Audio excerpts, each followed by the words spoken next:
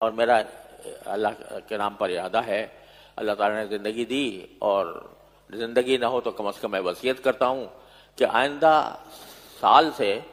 جہاں ہم تعلیم کا ایک نظام الحمدللہ چلا رہے ہیں، جس کی تفصیل آپ حضرات نے سنی ہے مختلف شعبہ جات کی، تو وہاں ایک نظام تزکیہ کا اور اصلاح نفس کا یہ ہم باقاعدہ نظام بنا کر اس کو اپنے ہاں جاری کریں۔ یعنی علم کے ساتھ جو ظاہری علم ہے اس کے ساتھ جب تک اس کی روح نہیں ہوگی تو اس وقت تک وہ علم ادھورا ہے، کھول ہے، اندر روح نہیں ہے۔ اس روح کو پیدا کرنے کے لیے میرے ذہن میں بہت اس کا تقاضا ہے کہ اگلا جب تعلیمی سال ہم شروع کریں، پتہ نہیں میں اس کو زندہ ہوں یا نہ ہوں، میں تو وصیت کرتا ہوں اگر زندہ نہ ہوں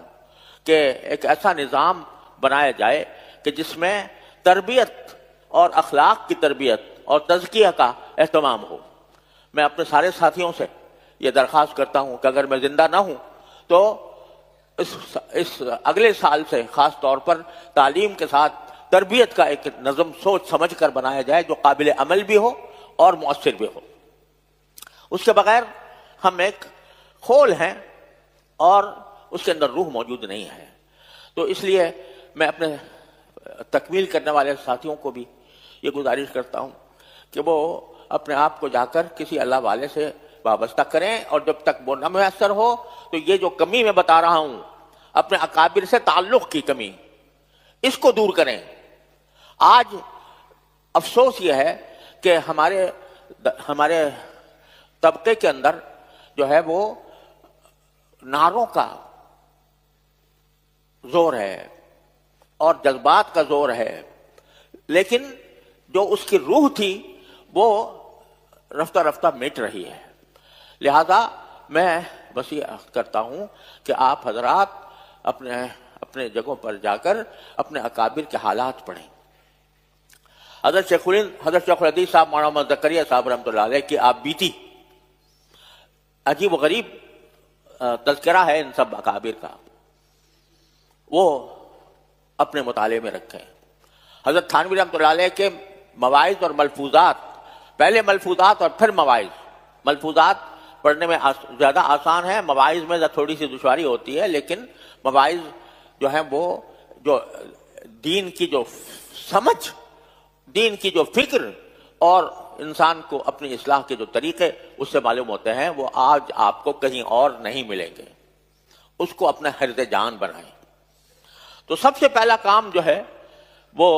ہم سے جب پوچھا جاتا ہے تو بعض اوقات ہمارے زبان سے نکل جاتا ہے کہ دین کی خدمت، لیکن دین کی خدمت تو اس وقت ہوگی جب خود اپنی خدمت ہو جائے،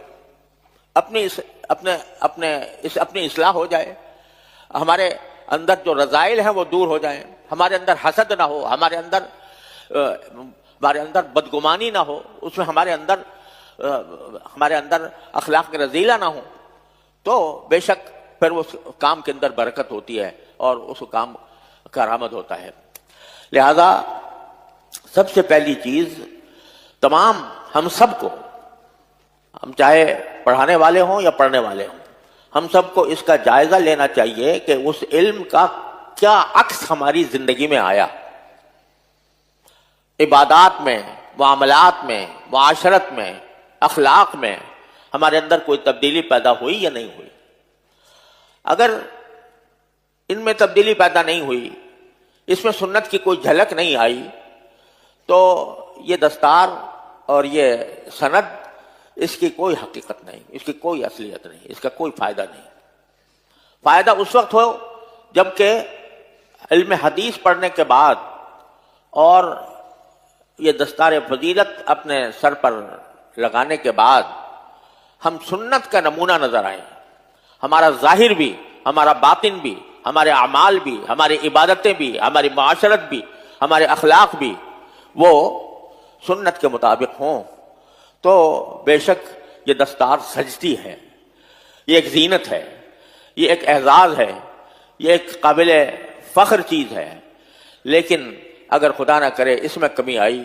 تو پھر اس کا کوئی حاصل اور کوئی وصول نہیں۔ یہی وجہ ہے کہ ہمارے تمام بزرگ جن کے ہم نام لیوا ہیں، جن کے نام پر ہم جیتے ہیں ان میں سے کوئی ایسا نہیں ہے جو تعلیم حاصل کرنے کے بعد کسی اللہ والے سے اس نے اپنا تعلق نہ جوڑا ہو، اپنی اصلاح کرنے کے لیے، اپنے اخلاق کو درست کرنے کے لیے، اپنے رذائل کو ختم کرنے کے لیے، فضائل کو حاصل کرنے کے لیے وہ کسی نہ کسی اللہ والے سے اپنا تعلق جوڑتے تھے، تاکہ جو کچھ پڑھا ہے اس پڑھے ہوئے علم کا اثر ہماری اپنی عملی زندگی کے اندر آئے۔ اس لیے میں سارے اپنے ساتھیوں سے جو اس سال دور حدیث کی تکمیل کر رہے ہیں، پہلی گزارش یہ کرتا ہوں کہ اس طرف متوجہ ہوں اور خودرائی سے کوئی کام نہ کریں،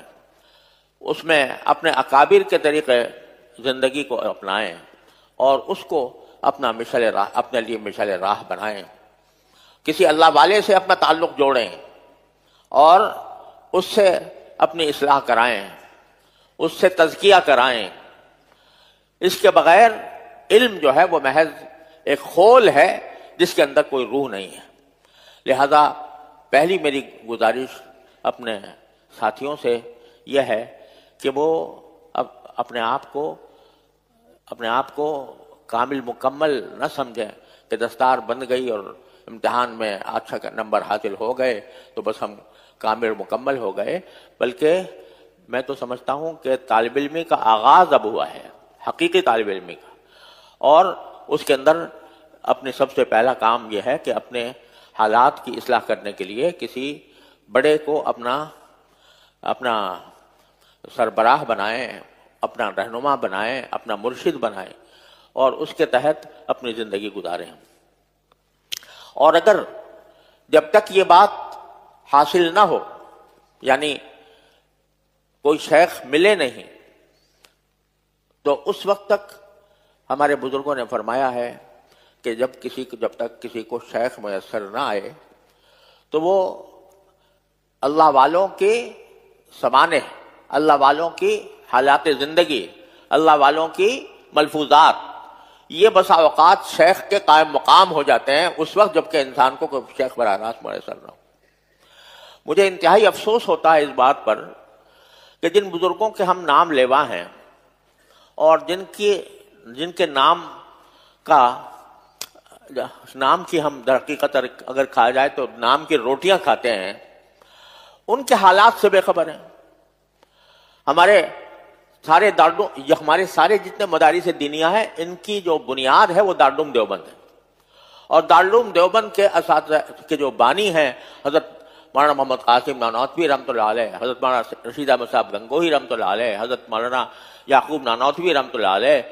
ان حضرات کے حالات سے واقفیت نہیں، جانتے نہیں یہ کون ہے اور ان کے حالات کیا تھے، انہوں نے زندگیاں کیسے گزاری ہیں، دارالعلوم کیسے قائم ہوا تھا، کن مقاصد کے تحت قائم ہوا تھا، اور اس کے بعد پھر دارالعلوم کے اندر جو خدمات انجام پائیں وہ کن شخصیتوں نے انجام دیں اور کس حالات سے گزرے،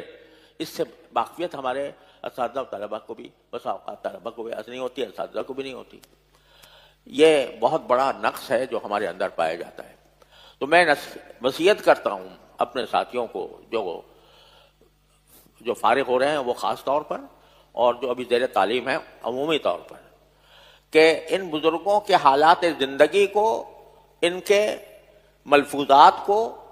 اپنا حرز جان بنائیں۔ ہر شخص ہم میں سے جائزہ لے کر دیکھ لے اپنا کہ کتنے ایسے ہیں کہ ہم نے حضرت نانوتوی کی سوانح پڑھی، ان کے حالات زندگی سے واقفیت حاصل کی، ان کے ملفوظات پڑھے، حضرت گنگوہی رحمۃ اللہ علیہ کی کتنی معلومات ہمیں حاصل ہیں۔ کبھی تذکرۃ الرشید پڑھنے کی نوبت آئی، کبھی ان کے حالات کو جانچا، دیکھا کہ کس طرح وہ اس مقام تک پہنچے، کبھی حضرت حکیم الامت مولانا اشرف علی صاحب تھانوی رحمۃ اللہ علیہ کے ہم خاص طور پر نام لیوا ہیں، ان کے حالات پڑھے، اشرف السوانح کتنے لوگوں نے پڑھی ہے اور کتنے ان کے ملفوظات اور مفاہیم سے کتنا استفادہ کیا ہے۔ تو افسوس یہ ہے کہ اگر اس کا یہ سوال کیا جائے ہم میں سے اکثر لوگوں سے تو شاید جواب نفی میں ہوگا کہ نہیں، کچھ نہیں پڑھا۔ اس کا مطلب یہ ہے کہ ہم ابھی تک اپنے اکابر سے وابستہ نہیں ہو سکے پوری طرح۔ یہ ایک بہت بڑی خامی ہے جو ہمارے اندر پائی جاتی ہے. اور میرا اللہ کے نام پر ارادہ ہے، اللہ تعالیٰ نے زندگی دی اور زندگی نہ ہو تو کم از کم میں وصیت کرتا ہوں کہ آئندہ سال سے جہاں ہم تعلیم کا ایک نظام الحمدللہ چلا رہے ہیں، جس کی تفصیل آپ حضرات نے سنی ہے مختلف شعبہ جات کی، تو وہاں ایک نظام تزکیہ کا اور اصلاح نفس کا یہ ہم باقاعدہ نظام بنا کر اس کو اپنے ہاں جاری کریں.